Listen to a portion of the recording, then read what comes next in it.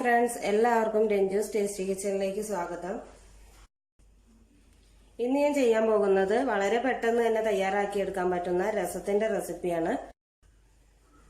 അപ്പോൾ രസത്തിനായിട്ടുള്ള സാധനങ്ങൾ എന്തൊക്കെയാണെന്ന് നമുക്കൊന്ന് നോക്കാം. ഇതൊരു കഷ്ണം കായാണ്, സാമ്പാർ കായം.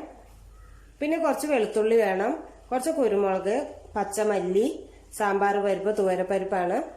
പിന്നെ കുറച്ച് പുളി വേണം. ഇതിപ്പോൾ ഇവിടെ ഞാൻ വെള്ളത്തിലിട്ട് വെച്ചിട്ടുള്ളതാണ്. അത് പിഴിഞ്ഞിട്ട് അതിൻ്റെ പുളിവെള്ളമാണ് നമുക്ക് വേണ്ടത്. പിന്നെ ഇതിലേക്കായിട്ട് 2 തക്കാളി വേണം, 2 പച്ചമുളക്, കുറച്ച് മല്ലിയില വേണം. പിന്നെ ഇത് കടുക് പൊട്ടിക്കാനായിട്ട് കുറച്ച് വറ്റൽമുളകും കടുകും വെളിച്ചെണ്ണയും കൂടി വേണം. അപ്പോൾ ഇതെല്ലാം വെച്ച് നമുക്ക് എങ്ങനെയാണ് രസം തയ്യാറാക്കുന്നതെന്ന് പെട്ടെന്നൊന്ന് നോക്കാം. രസം ഉണ്ടാക്കുമ്പോൾ ആദ്യം തന്നെ നമുക്ക് കുരുമുളകും മല്ലിയും പരിപ്പും കൂടി ഒന്ന് ക്രഷ് ചെയ്തെടുക്കണം. അപ്പം ഞാൻ മിക്സിയുടെ ജാറിലേക്ക് കുരുമുളകും പരിപ്പും മല്ലിയും കൂടി ഇട്ട് കൊടുത്തിട്ടുണ്ട്. ഇനി ഇതൊന്ന് ക്രഷ് ചെയ്തെടുക്കണം. നന്നായിട്ട് പൊടിഞ്ഞു പോകാൻ പാടില്ല, ക്രഷ് ചെയ്താൽ മാത്രം മതി.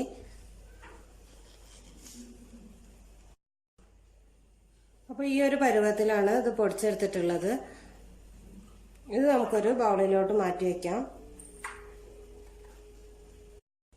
ഇനി മിക്സിയുടെ ജാറിലേക്ക് വെളുത്തുള്ളിയും പച്ചമുളകും കൂടി ഇട്ടിട്ട് അതുകൂടി ഒന്ന് ചതച്ചെടുക്കണം.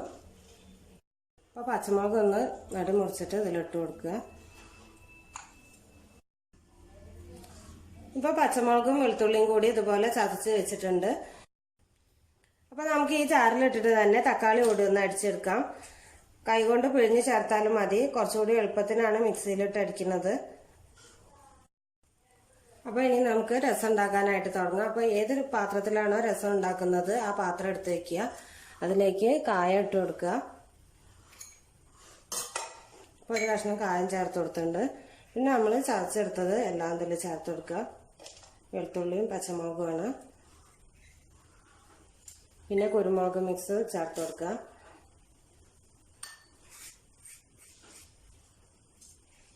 അപ്പോൾ അതിലേക്ക് ഒരു നുള്ള് നല്ല ജീരകം കൂടി ചേർക്കണം. അത് ഞാൻ മറന്നു പോയതാണ്, ഒരു പിഞ്ച് മതി. അപ്പോൾ അതുകൂടി ഞാൻ ഇതിലേക്ക് ചേർത്ത് കൊടുക്കുന്നുണ്ട്.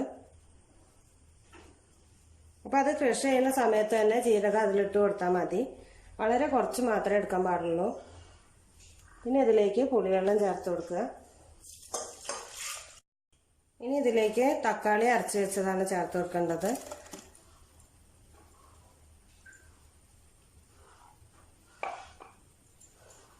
പിന്നെ മല്ലിയില, മല്ലിയില ഇട്ട് കൊടുത്തിട്ടുണ്ട്. ഇനി ഒരു പിഞ്ച് മഞ്ഞൾപ്പൊടി കൂടി ചേർത്ത് കൊടുക്കുക. ഇതിലേക്ക് ആവശ്യത്തിനുള്ള ഉപ്പ് ചേർത്ത് കൊടുക്കുക. ഇനി നമുക്ക് ഇതിലേക്ക് എത്ര വെള്ളമാണോ വേണ്ടത് ആ വെള്ളം കൂടി ചേർത്തിട്ട് തിളപ്പിച്ചെടുക്കണം.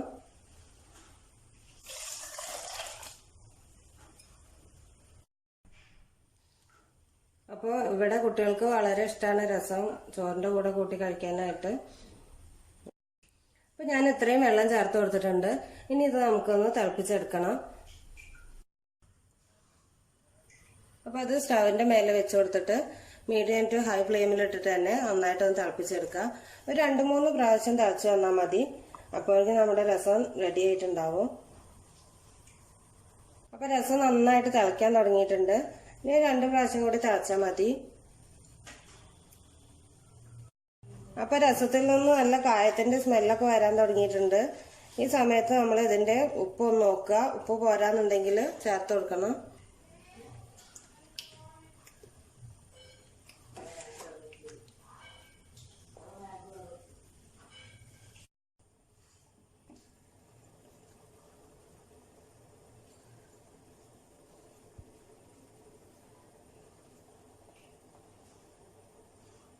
അപ്പോൾ അത്രയും മതി. ഇനി നമുക്ക് രസം സ്റ്റൗവിൽ നിന്ന് ഇറക്കി വയ്ക്കാം. ഇനി നമുക്ക് രസം ഒന്ന് കടുക് പൊട്ടിച്ചെടുക്കണം. അപ്പോൾ അതിനായിട്ട് ഒരു പാൻ വെച്ചിട്ട് ചൂടായി വരുമ്പോൾ അതിലേക്ക് കുറച്ച് വെളിച്ചെണ്ണ ഒഴിച്ചു കൊടുക്കുക. ഇനി വെളിച്ചെണ്ണ ചൂടായി വരുമ്പോൾ ഒരു ടീസ്പൂൺ കടുക് ഇട്ട് കൊടുക്കുക.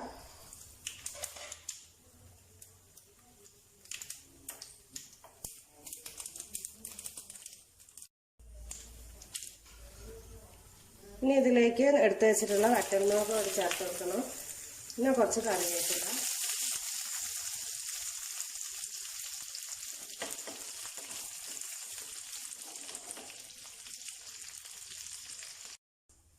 ഇനി ഇത് രസത്തിലേക്ക് ഒഴിച്ചു കൊടുക്കുക.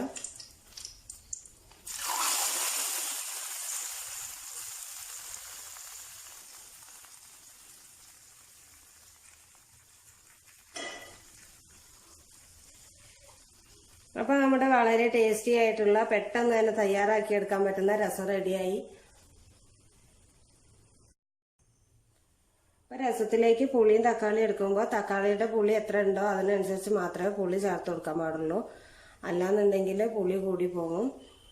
അപ്പോൾ അത് മാത്രമേ രസത്തിന്റെ കാര്യത്തിൽ ഒന്ന് ശ്രദ്ധിക്കാനായിട്ടുള്ളൂ.